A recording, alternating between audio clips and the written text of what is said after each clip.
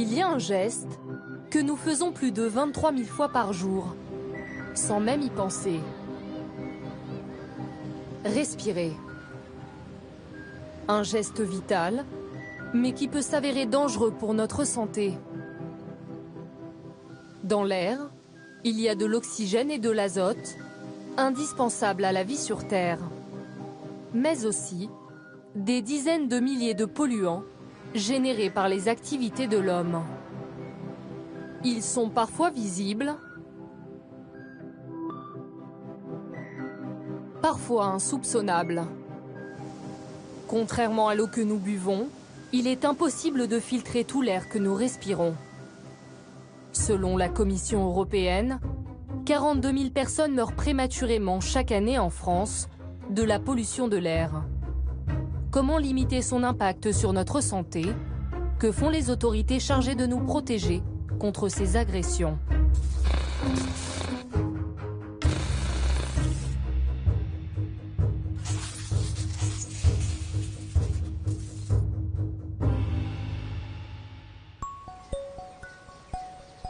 Ah, le bon air pur de la montagne.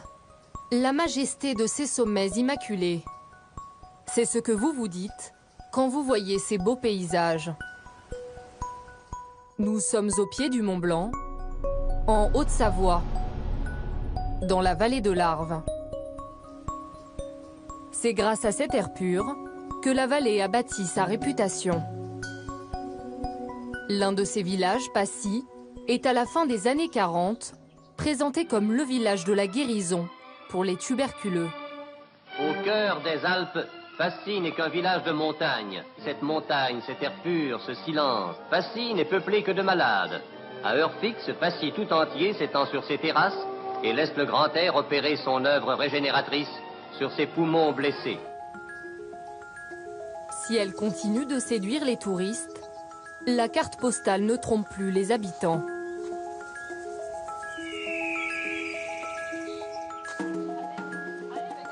Géraldine et sa famille habitent Passy. Le village de la Guérison est désormais la commune la plus polluée de la vallée. Et un petit arrêt à la cascade, n'oubliez pas. Pour Géraldine, à chaque sortie, surveiller la qualité de l'air est devenu aussi important que de consulter la météo. Donc là, typiquement, vous ne voyez pas le village d'en face. Alors qu'habituellement, quand tout va bien et que l'air est sain, on voit clairement les petits villages, on peut compter les petites maisons et il n'y a aucun souci. Aujourd'hui, on n'y est pas. Alors après, on prend son téléphone et puis on regarde son application Air Rhône-Alpes. Aujourd'hui, on s'aperçoit qu'on est jaune. Donc jaune, c'est pas catastrophique.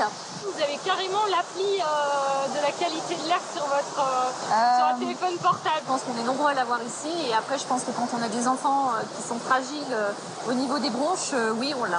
Ouais, clairement, on l'a. Si Géraldine prête autant d'attention à la qualité de l'air, c'est que sa petite dernière, Alice, souffre de problèmes respiratoires. Une simple balade devient pour elle une conduite à risque. Quand c'est rouge, vraiment, là, pour Alice, je ne sors plus. Parce que même pour aller faire un tour de luge, même pour faire des choses où on se dit il faut en profiter, parce que derrière, je sais que ça peut provoquer une crise d'asthme assez sévère. Donc rouge, on ne sort plus. Voilà, elle a 6 ans, elle doit vivre avec ça. Un chouchou. Cette pollution, Alice l'a subie la moitié de l'année. En 2014, la qualité de l'air de la vallée a été moyenne à très mauvaise, 192 jours, contre 92 seulement à Paris. Alice a contracté ses premières crises respiratoires en période de pic de pollution. Allez, on enlève les chaussures. Alors qu'elle n'a que 18 mois. À l'époque, Géraldine ne fait pas le lien. Depuis, le carnet de santé de la petite fille n'en finit plus de se remplir. Septembre, octobre, novembre, décembre, donc c'est les périodes vraiment critiques. Des toux sifflantes, avec des bronchiolites, avec des bronchites, et puis des crises d'asthme bien identifiées. Ça revient de manière récurrente aux mêmes périodes. Ouais. À chacune de ces crises, c'est le même rituel. Antibiotiques et corticoïdes. En fait, elle appelle ça la respiration. Donc déjà, c'est... Elle appelle la ventoline la respiration. Ouais. Quand tu as du mal à respirer et que tu sens que tu as besoin d'être soulagé, comment tu fais? Je prends la respiration et je la mets dans ma bouche et après j'appuie sur le clic et je respire. Et tu te sens mieux quand tu as respiré avec ça? Elle a son kit à l'école avec sa ventoline et sa chambre d'inhalation. Ça l'accompagne partout en fait. La pollution de l'air est-elle la seule responsable de l'asthme d'Alice? Difficile de l'affirmer. Une chose est sûre, selon l'Organisation mondiale de la santé, la pollution de l'air accroît le risque de maladies respiratoires aiguës, notamment chez les enfants et les personnes âgées. Dans un grand hôpital de la vallée de l'Arve, à Sallanches, un médecin a pris la mesure du problème. Le docteur Frédéric Champly est chef du service des urgences. Sur les périodes de pic de pollution, de pic d'alerte, il y a une augmentation de pathologies qu'on sait être impactées par les pollutions en microparticules, comme les bronchiolites, comme les asthmes chez les enfants. On sait que ces pathologies augmentent d'environ 30% en période de pic de pollution en microparticules. Depuis 6 mois, le médecin passe au peigne fin les dossiers de ses patients pour établir un registre local des maladies liées à la pollution de l'air. Là, c'est l'ensemble des fichiers, en fait. C'est toutes les bronchiolites qu'on a eues depuis 9 ans. Les bronchites chroniques. Donc, il y a 12-13 pathologies, en gros. Dans sa liste figurent aussi des maladies beaucoup plus graves. Les accidents ischémiques transitoires, les accidents vasculaires cérébraux, les infarctus du myocarde. De toute façon, la pollution de l'air est responsable de 42 000 morts par an. C'est vrai que c'est une des causes de mortalité les plus importantes sur notre territoire national et même dans le monde. C'est l'OMS qui le dit, c'est pas moi. Pourquoi cette vallée subit-elle la pollution?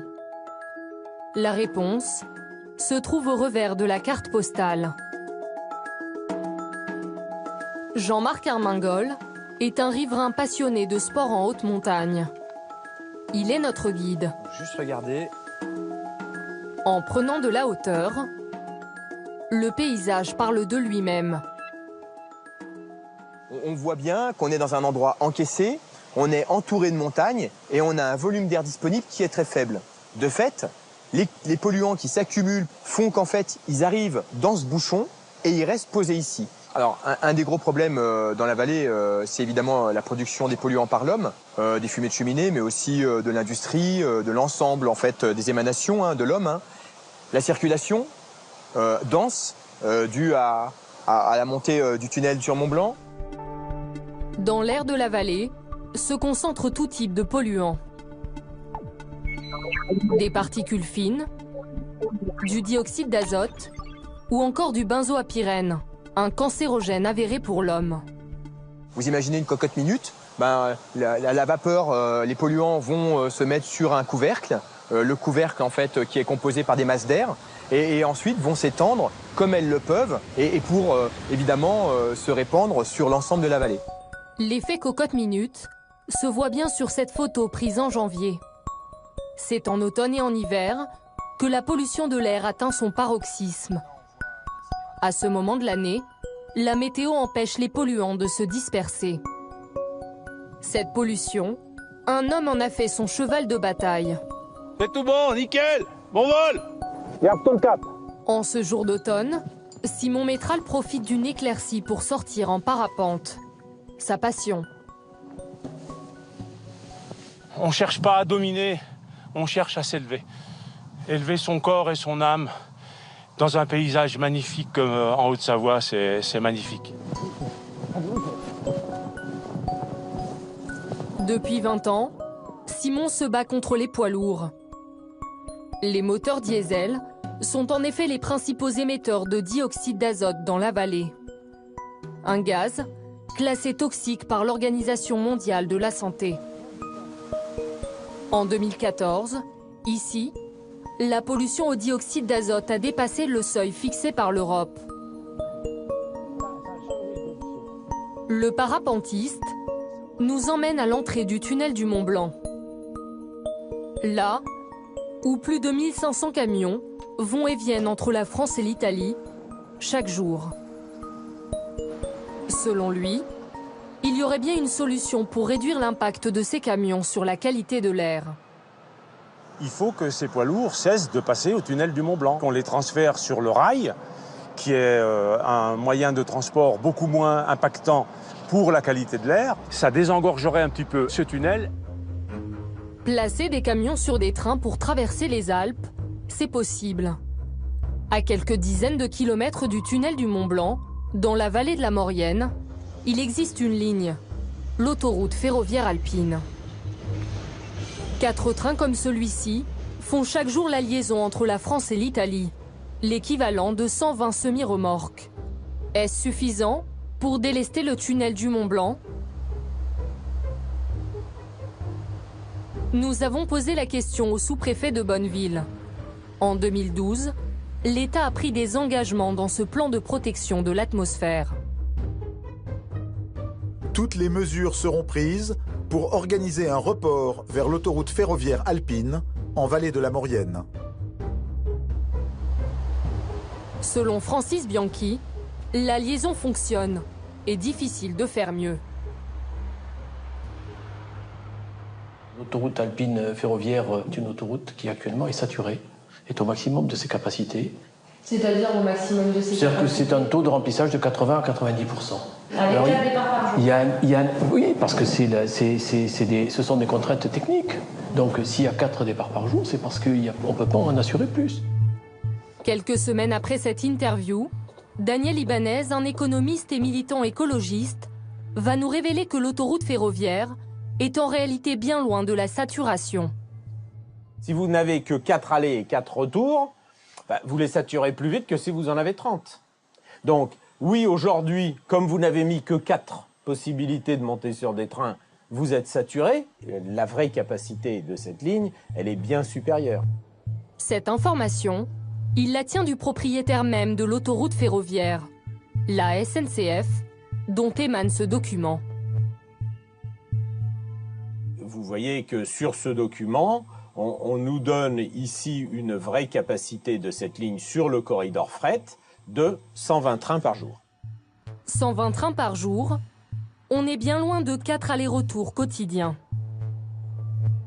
C'est malhonnête intellectuellement de dire que cette autoroute ferroviaire est saturée. Il faut mettre plus de trains et donc ça sera moins saturé. Et aujourd'hui, selon les déclarations de Réseau Ferré de France, on pourrait diminuer de plus de la moitié le nombre de camions sur la route. Pourquoi l'État délaisse-t-il cette opportunité de réduire la pollution? Pour Simon, le parapentiste qui défend l'air pur, les enjeux économiques priment sur la santé publique. Voilà, un camion comme ça, il a payé 350 € en gros, hein, c'est de cet ordre-là, pour franchir le tunnel. C'est beaucoup d'argent. La société qui gère le tunnel du Mont Blanc cueille des dizaines de millions d'euros de chiffre d'affaires par an, l'État étant actionnaire à hauteur de presque 80%. Tout ça, c'est, passez-moi l'expression, une machine à fric. En 2014, le chiffre d'affaires de l'autoroute du tunnel du Mont Blanc s'est élevé à plus de 177 millions d'euros.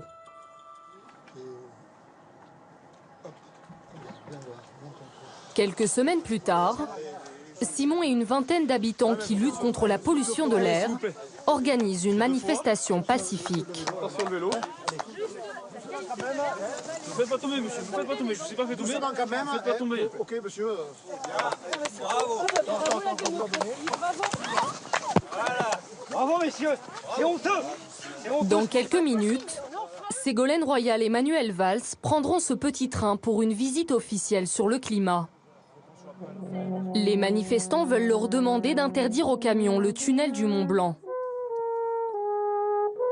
Mais les gendarmes déploient leurs véhicules entre la voie ferrée et les manifestants. Ça fait exprès. Il faut à tout prix qu'on ne nous voie pas. Donc, les camions descendent pour que nos messages ne soient pas vus depuis le train. Il ne faut surtout pas gâcher la fête. C'est honteux, honteux. Ségolène Royal et Manuel Valls arrivent à bon port sans avoir prononcé un mot sur la qualité de l'air. L'un des militants va pourtant réussir à interpeller la ministre du Développement durable et de l'écologie à la fin de sa visite. Quand est-ce qu'on met les camions sur des trains, Madame la ministre, dans les vallées alpines? En France, tu fais scandaleux. Merde, les trains, mais j'agresse personne, je pose une question. Mais la discussion tourne court. C'est une honte. C'est une question. C'est une question à la ministre. Madame Royal, on a une question. Ça va pas la brutalité. Sous quel délai? Combien de trains? Ségolène Royal n'en dira pas plus. Dans la vallée de Chamonix, on est toujours asphyxié. On est au-delà très souvent des normes environnementales que reconnaît l'OMS. Et donc voilà, c'était une question, je pense, légitime aujourd'hui. Malheureusement, on n'aura pas de réponse encore ce jour, donc on attendra la prochaine visite.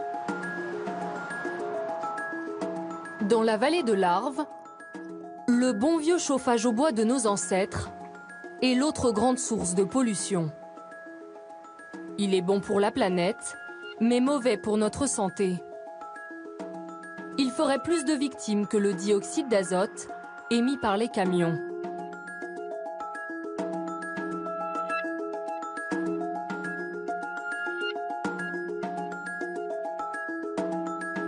Ghislaine Geneste est savoyarde. Elle habite Cordon depuis 20 ans, avec vue sur le Mont Blanc, dans un chalet typique des vallées alpines. C'est une écolo convaincue. Elle ne peut pas se passer de ce geste. C'est beau, ça sent bon, il y a du bruit, c'est une compagnie, un feu de bois. Autrefois, quand j'étais jeune, j'étais bergère, donc le feu de bois, c'était en rentrant le soir, on allume toujours un feu de bois, je faisais à manger sur la... Ça, c'est... je suis très attachée au feu de bois, hein, ça, bien sûr. La combustion du bois émet en grande quantité des particules fines et du benzoapyrène, un cancérogène. Plus la cheminée est ouverte et ancienne, plus elle pollue. Je le fais, mais oui, assez peu souvent quand même. Pourquoi? Parce que ça pollue trop. J'ai conscience qu'on s'intoxique aussi, hein, c'est pour ça que j'ai conscience du problème. Vous, qu'est-ce que vous faites pour limiter justement la pollution de votre cheminée? Je vis à 12 degrés. C'est-à-dire? Je ne chauffe pas, pratiquement pas. C'est un peu de prise de conscience, voilà. Depuis 3 ans, l'État offre 1 000 € d'aide aux habitants de la vallée qui changent leur cheminée pour un poêle moins polluant.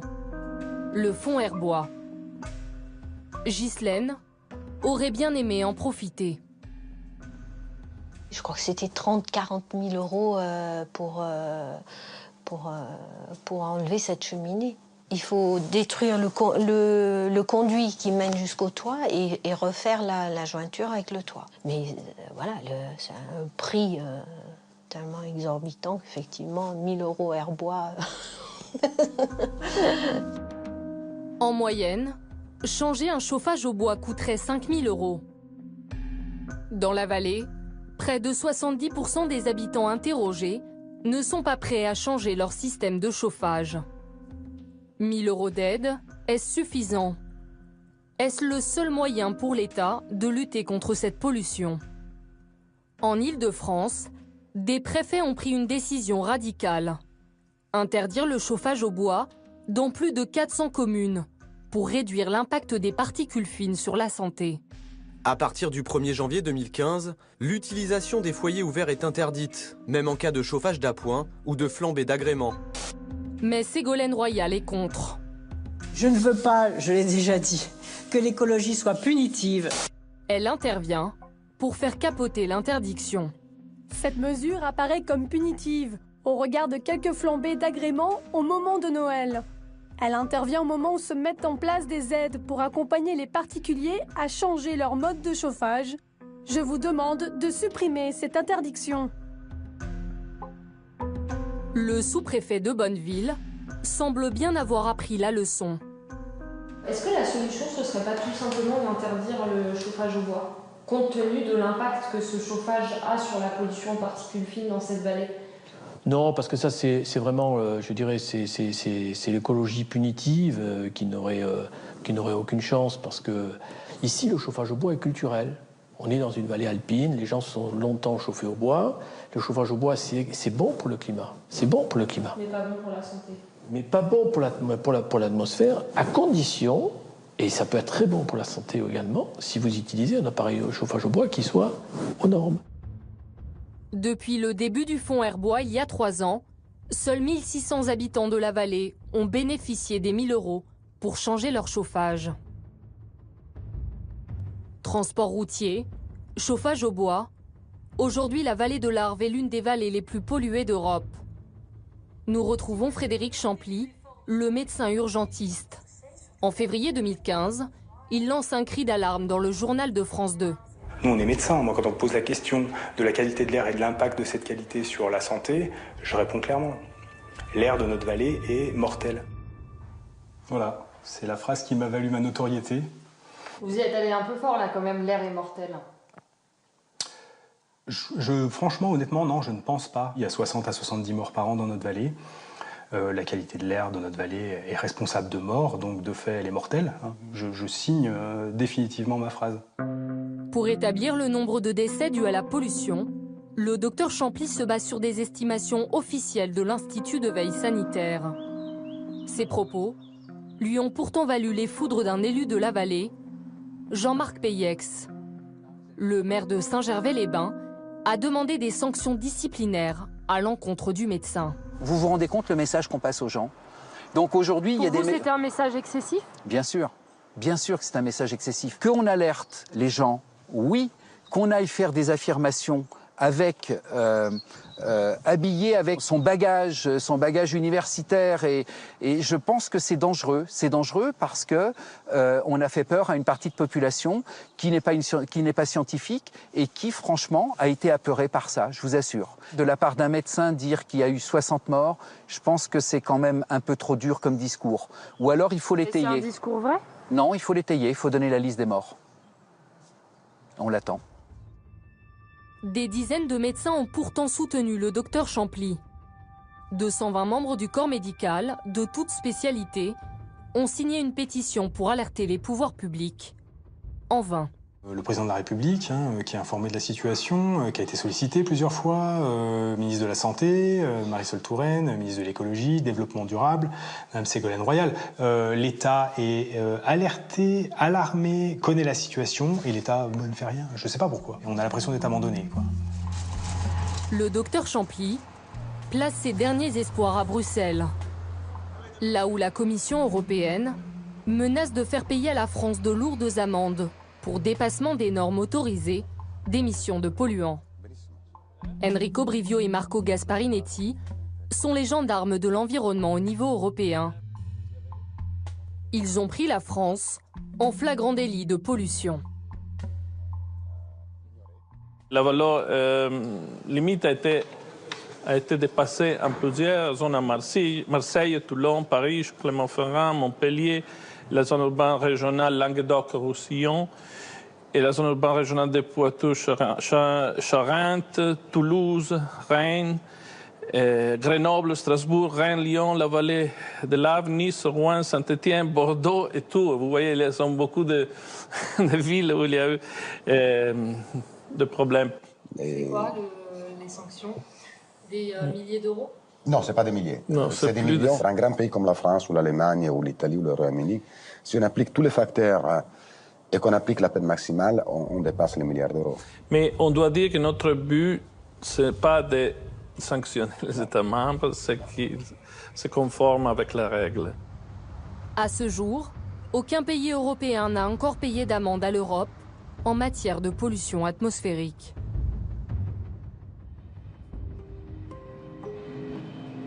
En France, le principal responsable de la mauvaise qualité de l'air, c'est l'industrie.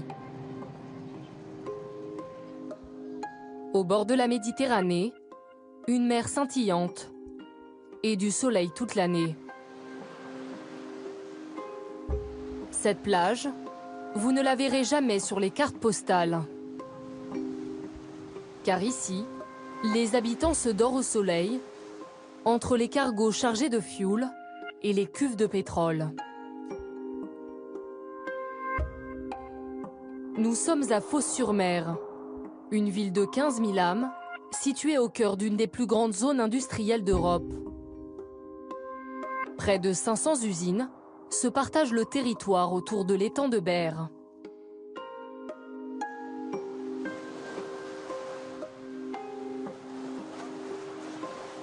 Véronique Granier a toujours vécu dans cet environnement industriel. C'est là que les phocéens viennent se baigner, que les petits phocéens viennent apprendre à nager, qui pêchent. Quand on s'y baigne, on tourne le dos aux usines, donc certainement qu'on les oublie un peu et qu'on ne se rend pas bien compte en fait dans quel univers on vit. Ce sont des éléments de paysage qui sont rentrés dans les mœurs et que les gens ne voient pas forcément. Moi, je sais que pendant des années, j'ai pas vu. Je les ai pas vus. Voilà, tout simplement, je venais à la plage, quoi. Le paysage n'a pas toujours ressemblé à ça. Avant, il y avait des taureaux, la Camargue et ses marais, jusqu'à l'arrivée de l'or noir à la fin des années 20. Le pétrole, la pétrochimie, la sidérurgie en cours d'implantation sont en train de bouleverser le paysage. Les géants du secteur s'implantent, Esso ou encore Total. À l'époque, personne ne se pose la question de la pollution.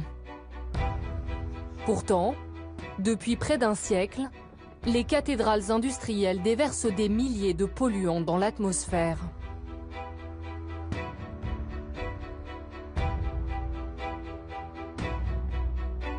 Aujourd'hui, Véronique s'inquiète. Elle qui s'est baignée toute sa vie d'eau aux usines est désormais chargée de communication pour une association de lutte contre la pollution de l'air. Tous les matins, c'est comme ça, alors avec plus ou moins des degrés de couleur, hein, c'est pas monotone. Tous les jours, quotidiennement, voilà ce qui rentre dans nos poumons. Et vous, en tant qu'habitante, quand vous voyez ça, vous vous dites quoi? Je me dis qu'on est tous en danger, forcément. Et alors, c'est pas un danger immédiat, c'est pas vivre sous les bombes, c'est sûr. Mais tout ça, ce sont des polluants qui s'accumulent dans le corps humain. Sur le pourtour de l'étang de Berre, les mesures officielles sont préoccupantes. La qualité de l'air varie de moyenne à très mauvaise, près de la moitié de l'année. Cette pollution est-elle inévitable? Que font les industriels pour la limiter? Après de longues tractations, l'un d'entre eux a accepté de nous ouvrir ses portes. Petro-Ineos, un gigantesque complexe de pétrochimie de 600 hectares. Ici, on produit de l'essence et d'autres composés chimiques nécessaires à la fabrication des objets de notre vie quotidienne. Jacques Villoquet est le responsable environnement du site. Il va nous montrer comment l'entreprise limite ses rejets dans l'atmosphère. Bonjour. Bonjour. Bonjour. Voilà. Donc ici, vous voyez un certain nombre d'intervenants d'une entreprise spécialisée à laquelle on a fait appel pour faire des mesures d'émissions d'hydrocarbures volatiles qu'on appelle aussi des COV dans notre jargon. Dans cette usine, 150 000 vannes, tuyaux, boulons sont autant de sources potentielles de pollution. Pour les passer au crible, il faut une année entière. Sur cette vanne-là, il y a une fuite qui est assez importante. Quand vous avez une fuite isolée, ça ne va pas être forcément très dangereux. Le problème, c'est la multiplication de petites fuites qui, au final, peuvent faire que dans l'ambiance, on va avoir une quantité importante de COV. L'un des autres polluants que Petro-Ineos traque, ce sont les particules fines, impliquées dans les maladies respiratoires. L'industriel a investi dans cette machine chargée de les bloquer. Dans l'air, elles sont invisibles à l'œil nu. Ça permet, dans la cheminée, à l'extrémité de la cheminée, de rejeter des fumées qui seront exemptes de poussière ou tout au moins conformes à la norme qu'on doit satisfaire, qui est de 50 microgrammes par mètre cube pour les poussières. Ça veut dire que là, si sort de votre cheminée, c'est pas dangereux pour la santé? Non, tout à fait. C'est conforme à la réglementation, donc c'est pas dangereux pour la santé à ces concentrations-là. L'industriel doit mesurer les polluants avant qu'ils n'entrent en contact avec l'atmosphère à la sortie de la cheminée. En France, La loi les oblige à réaliser ces mesures. C'est ce que l'on appelle l'autosurveillance. En d'autres termes, les usines se contrôlent elles-mêmes la plupart du temps. Elles doivent s'assurer qu'elles respectent les normes imposées par l'Europe. Aujourd'hui, ça donne quoi là? Vous êtes comment au niveau des concentrations de polluants? Aujourd'hui, il fallait confirme, hein, Pierre, mais je vois les concentrations à l'extérieur, c'est particulièrement quand bas. je viens ici, que je rentre, je demande à Joël, quand je vois tous les petits bonhommes qui sourient, j'ai pas de problème. Est-ce que respecter les normes, ça veut aussi dire ne pas polluer? Ça ne veut pas dire ne pas polluer, ça veut dire polluer, mais le moins possible et en fonction d'un certain nombre de contraintes qui nous sont fixées. Il y a toujours une partie de pollution qui est fatale, mais pollution zéro, c'est pas possible. C'est possible si on arrête le site. Toutes ces mesures sont ensuite transmises à l'ADREAL, la police préfectorale de l'environnement. Sa mission, s'assurer que les industriels respectent la norme. Peut-on se fier à leurs déclarations? Un homme est convaincu du contraire. Il s'appelle Daniel Moutet. On arrive dans la zone et dans les odeurs. Je ne sais pas si vous sentez les odeurs. Mais alors, ça sent pas bon, hein? Ça pue, quoi. C'est... Ancien ouvrier de la zone industrielle. J'allais dire, attention qu'il y a un fossé, hein? Daniel s'est reconverti en paparazzi de la pollution. Ça a été mon arme contre les pollueurs. Depuis plus de 10 ans, il photographie les moindres émissions de fumée. Pour lui, ce n'est pas à la sortie de la cheminée qu'il faut mesurer les polluants. C'est pas là où il faut le mesurer, c'est en dehors des cheminées, là, à 50 mètres, à 100 mètres. Quand ils analysent, eux, les fumées, c'est un certain degré. Les molécules ne sont pas composées encore. Donc c'est en refroidissant à l'extérieur que la molécule va se former en s'agglomérant avec toutes les molécules. Et les résultats qu'ils nous donnent, ils sont complètement faussés. Dans son viseur, l'usine ArcelorMittal, qui s'étend sur plus de 1000 hectares. C'est le plus grand site industriel de la zone et un des principaux producteurs d'acier en Europe. Fos-sur-Mer, on va dire, le plus gros émetteur de pollution, c'est ArcelorMittal. Regardez le... C'est pas mal parce que derrière, avec le fond un peu blanc, on arrive bien à voir le rouge. 4-5 fois, on a quelques émissions de polluants dans la journée qui est quand même conséquente. Qu'y a-t-il dans ces fumées? À elle seule, l'usine rejette près de 75% des particules fines émises par les industries de la zone, mais aussi du dioxyde de soufre, du dioxyde d'azote et du benzène, une substance cancérigène. Des photos d'ArcelorMittal, Daniel Moutet en a pris des milliers qu'il garde précieusement dans son ordinateur depuis 2003. Ah, du orange, rouge, de l'ocre, du jaune, du noir, marron. Il y en a tellement que moi j'appelle ça les symphonies des fumées. À chaque panache de fumée capturé, il envoie des mails à la direction d'ArcelorMittal pour demander des explications. Il nous en montre un au hasard. Et voilà. Ce jour-là, je me suis adressé à ArcelorMittal et j'ai fait copie à l'ADREAL. Ça a été le jeudi 19 juin 2014. Donc ils me répondent, nous avons effectivement rencontré un problème à l'agglomération occasionnant un dépassement supérieur à la norme. Il reste encore des dysfonctionnements pouvant être la source des panaches de poussière. Soyez assurés que nous sommes mobilisés pour réduire cette gêne au maximum.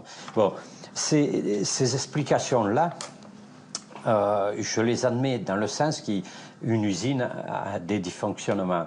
Mais quand c'est répété très souvent, bon, à la fin, il y en a un peu marre d'entendre toujours les mêmes récits, les mêmes trucs, parce que c'est ça, parce que c'est ça. Bon, mais s'il y a un problème, il faut le régler, ce problème-là. Celle qui est censée s'occuper du problème, c'est la DREAL, la police de l'environnement, chargée de protéger les populations.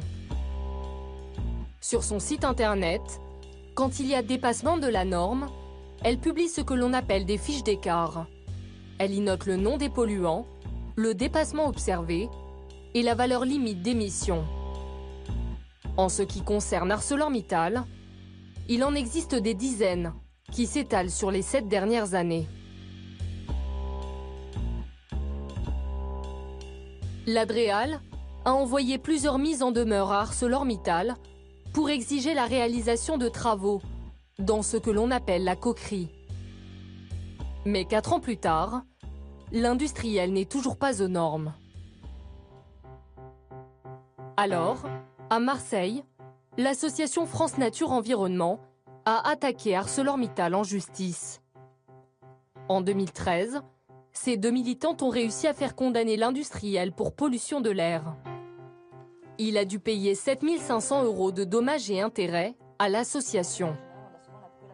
ArcelorMittal est quand même coutumier du fait et c'est vrai que tous les industriels n'ont pas autant de fiches d'écart à la réglementation. Les mises en demeure qui sont établies par le préfet ne suffisent plus. Il faudrait que les sanctions soient plus fortes.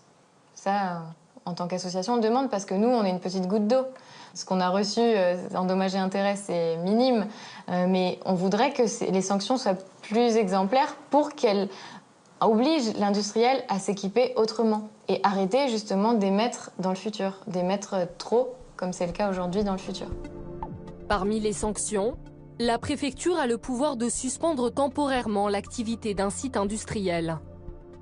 L'Adréal a-t-elle envisagé cette option pour ArcelorMittal? Pour les suspensions d'activité, c'est lorsqu'on a en tête un risque aggravé, un risque imminent, par exemple un risque d'explosion, un risque toxique grave qui peut apparaître sur une installation qui est en défaillance, etc. Et pour un cas de développement de pathologie ou de mortalité à long terme, c'est pas un cas d'urgence qui pourrait porter à une suspension. C'est pas ce que je dis. Je dis pas que Arcelor c'est pas un point noir. Hein. C'est clair que c'est le point noir au niveau de la zone. Il dépasse la réglementation sur quelques années. Sur les effets à long terme, il faut regarder.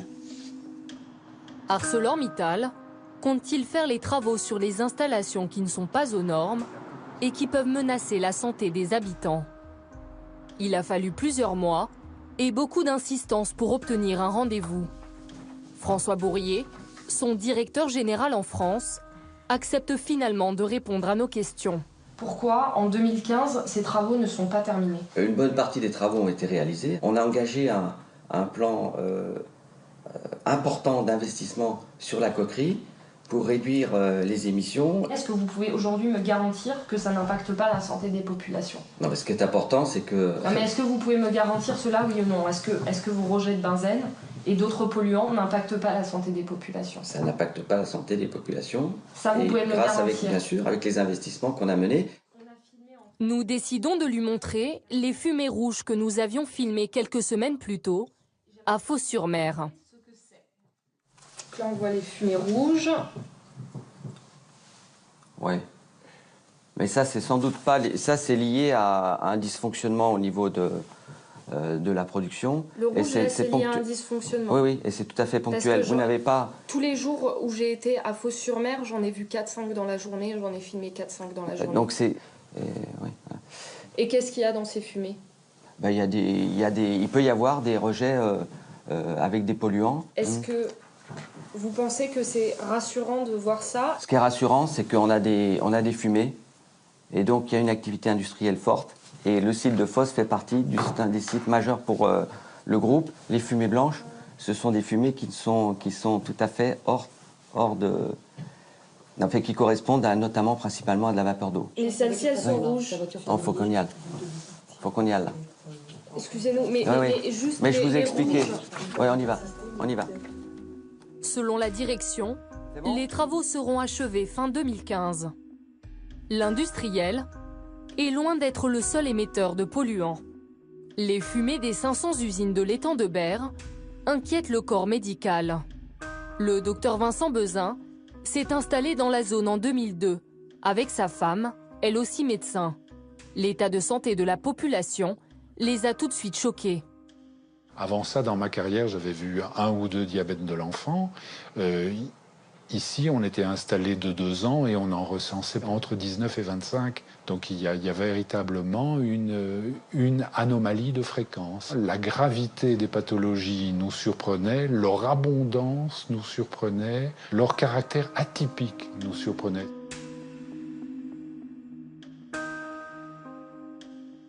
Moi, je me souviens quand j'étais encore en faculté, on disait que la leucémie, c'était la maladie de la station-service. Et je n'ai jamais oublié, parce que ça faisait partie de ces phrases toutes faites qui aident à comprendre les choses. Mais il faut bien reconnaître que le pourtour de l'étang de Berre, c'est une immense station-service. En 2011, l'Agence régionale de santé alerte sur la situation inquiétante de la région. Cette étude a mis en évidence un excès d'hospitalisation pour infarctus du myocarde et leucémie aiguë pour les communes les plus impactées. Quant aux causes de ces pathologies, l'autorité sanitaire reste prudente. Il n'est pas impossible que ces résultats soient dus au hasard. Toutefois, un faisceau d'éléments conduisent à les considérer comme des effets sanitaires plausibles du mélange de polluants issus des industries. Nous sommes en face de dizaines de milliers de produits polluants. Est-ce que celui-ci agit seul? Est-ce que celui-ci, accompagné de celui-là, accompagné de celui-là, accompagné de celui-là, n'est pas plus dangereux? Ces réponses-là sont à peu près impossibles à donner. Un homme est révolté par cette absence de réponse. René Raymondy, le maire de Fos-sur-Mer. À un moment donné, en tant qu'élu, on s'interroge, on se pose des questions. Pourquoi un enfant de 3 ans a un cancer? Bon, c'est pas normal. Pourquoi dans une même école on va en avoir 2? On n'a pas de réponse. On a besoin de savoir. Mais tant qu'on ne sait pas, on a des peurs. D'après lui, la police de l'environnement ne fait pas son travail. Le maire et l'Adréal, ce sont 2 ennemis. J'ai la vague impression, effectivement, qu'ils ne travaillent pas pour la population, mais qu'ils travaillent uniquement pour les industriels. Du coup, pour informer les citoyens, il a réuni 500 000 € il y a 4 ans pour monter ce centre de recherche, l'Institut éco-citoyen. Grâce à cette simple cabine roulante, les chercheurs du centre ont mesuré des polluants ignorés des autorités et des industries, les particules ultra fines. Leur étude, menée dans 4 villes du pourtour de l'étang de Berre, est édifiante. Donc là, sur cet exemple qui concerne un quartier résidentiel de Fos pendant l'été et début d'automne 2013, on peut voir qu'on a des pics régulièrement qui dépassent 100 000 particules par centimètre cube. On peut même atteindre 200-300 000 particules par centimètre cube. 300 000, c'est beaucoup puisque c'est l'ordre de grandeur de ce qu'on mesure dans un tunnel. Et donc dans un tunnel, on a tous les échappements de voitures et c'est un milieu fermé donc qui est particulièrement chargé en particules. D'après eux, ces particules ultra fines proviennent bien de l'activité industrielle. Elles sont bel et bien dangereuses pour la santé, mais il n'existe aucune obligation pour les industries de les mesurer et de les filtrer. On est face à une situation assez préoccupante parce que la réglementation se fonde sur la pollution en zone urbaine, c'est-à-dire dans les grands centres urbains, et ne prend donc pas en compte les caractéristiques de la pollution en zone industrielle. La réglementation n'est donc pas adaptée aux zones industrielles qui, par exemple, émettent de façon ultra majoritaire des particules ultra fines. Cette réglementation, c'est l'Europe qui a le pouvoir de la modifier. Il y a un coût énorme si on devait installer dans tous les États membres l'équipement nécessaire pour mesurer cela. Il est évident que les particules ultra fines, si les problèmes se posent, doivent être réglementés sur base d'un avis scientifique solide. Au moment où l'OMS a décidé qu'il s'agit d'un problème de santé, évidemment, on va suivre. À ce jour, l'OMS n'a pas officiellement statué sur les particules ultra fines. Parfois, les industriels polluent sans réaliser les mesures qui leur sont imposées. Et cela peut durer des années. C'est le cas de ce petit coin de campagne, au bord de la Loire, dans la Nièvre. Une zone oubliée des autorités. En 2009, un site, Arsco Métal et Minéral s'installe dans la commune de Sauvigny-les-Bois pour recycler des déchets sidérurgiques. À quelques dizaines de mètres seulement, des habitations.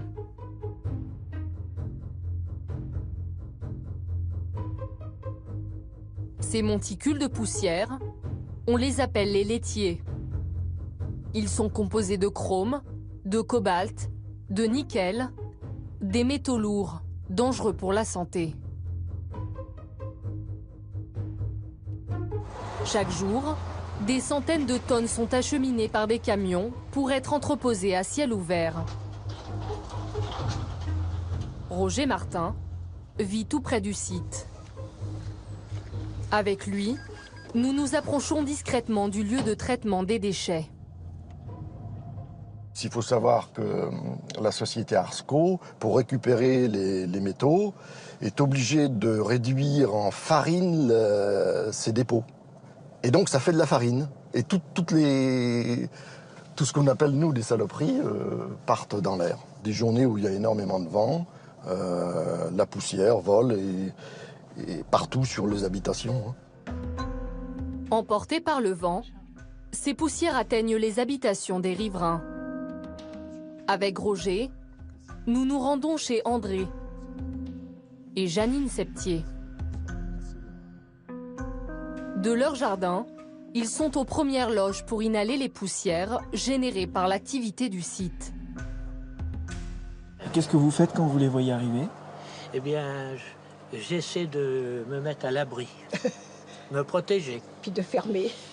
Ah bon, vous restez pas dehors, même par beau soleil? On peut pas. On ne peut pas, des fois. On ne respire pas. On a arrêté de faire les barbecues dehors, on a arrêté, c'est complètement fini. Si on est longtemps dehors, lorsque le vent apporte la poussière, ça brûle les yeux. Ça brûle les yeux, ça fait tousser. On a les yeux qui nous brûlent le soir. Voilà. Et c'est pourquoi on est tous malades. Mon mari ne peut plus respirer. Moi, c'est pareil, je vais me faire opérer le 2 novembre. J'ai des gros nodules sur la thyroïde.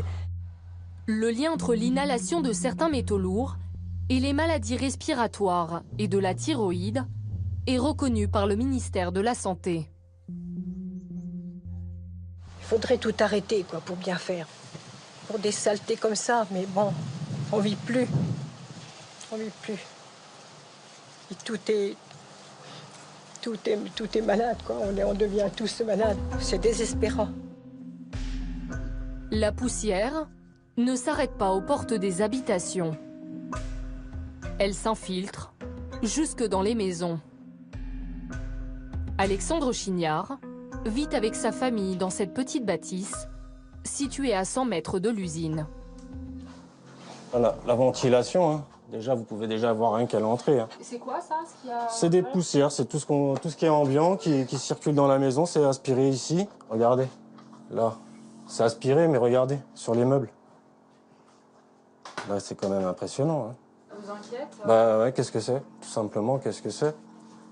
On nous dit qu'il n'y a rien, on nous dit qu'il y a des choses, enfin voilà. On est un peu dans le brouillard. Bon, maintenant, on sait qu'on a des soucis de santé, ça nous bouffe la vie au quotidien. Hein. Les enfants d'Alexandre sont tous les 3 asthmatiques. La chambre d'inhalation est devenue un banal objet du quotidien. Néné, papa! Oui. Néné. Ça, c'est pour le néné? Ah bah oui, hein. Comme ça? Bon, maintenant, elle commence à être habituée, hein, comme vous pouvez voir.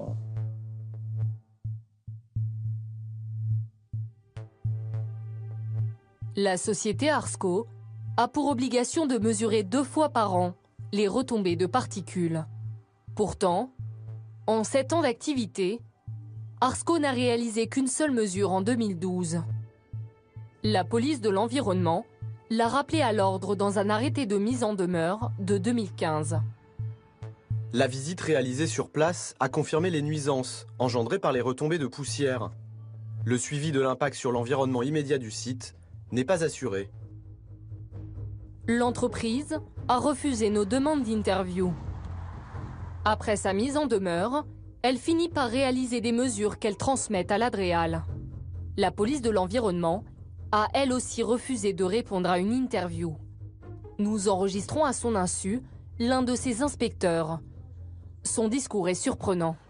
Et aujourd'hui, vous ne pouvez toujours pas me dire ce que les habitants ont respiré pendant 7 ans? Ah non, impossible. Je ne peux pas vous apporter la preuve qu'il n'y a pas de risque puisqu'on n'a pas assez d'analyse. De toute façon, ces activités, ça génère des poussières. Mais bon, il n'y a pas des quantités non plus astronomiques. Hein. Il y a forcément une part de métaux, mais c'est pas de Tchernobyl. Hein. Nous avons sollicité la préfecture à de nombreuses reprises pour avoir accès aux mesures effectuées. Sans succès. Pourtant, en France, la loi oblige les autorités publiques à transmettre aux citoyens toute information concernant l'environnement ou la santé publique. Pour établir la vérité sur ces poussières, Roger Martin a monté un collectif de riverains. Ensemble, ils ont engagé un avocat spécialiste des pollutions industrielles, Maître Laforgue. C'est lui qui a réussi pour la première fois en France à faire condamner le géant Monsanto. C'était dans le procès d'un agriculteur intoxiqué aux pesticides par la multinationale américaine. Aujourd'hui, il y a trop d'opacité dans le domaine de la santé et de l'environnement. Dans ce domaine des pollutions industrielles, il faut qu'il y ait plus de transparence et que les riverains aient accès véritablement aux informations, mais pas au bon vouloir de l'industriel. L'avocat remet en cause le laxisme des autorités et la mauvaise volonté de l'entreprise. Alors qu'on sait tous les dangers occasionnés par la dispersion des poussières depuis 1893, on sait quel a été le drame sociétal de l'amiante, qu'on puisse encore installer un centre de traitement de déchets sidérurgiques, c'est-à-dire des collines de déchets sidérurgiques à proximité immédiate d'habitation, c'est un scandale. On peut parler de mise en danger d'autrui. Avec l'aide de Maître Laforgue, les riverains envisagent de porter plainte auprès du procureur de la Nièvre. À ce jour, le site d'Arscométal n'est pas considéré comme une priorité pour les autorités. Combien de sites en France polluent-ils ainsi l'air dans l'indifférence des services de l'État ?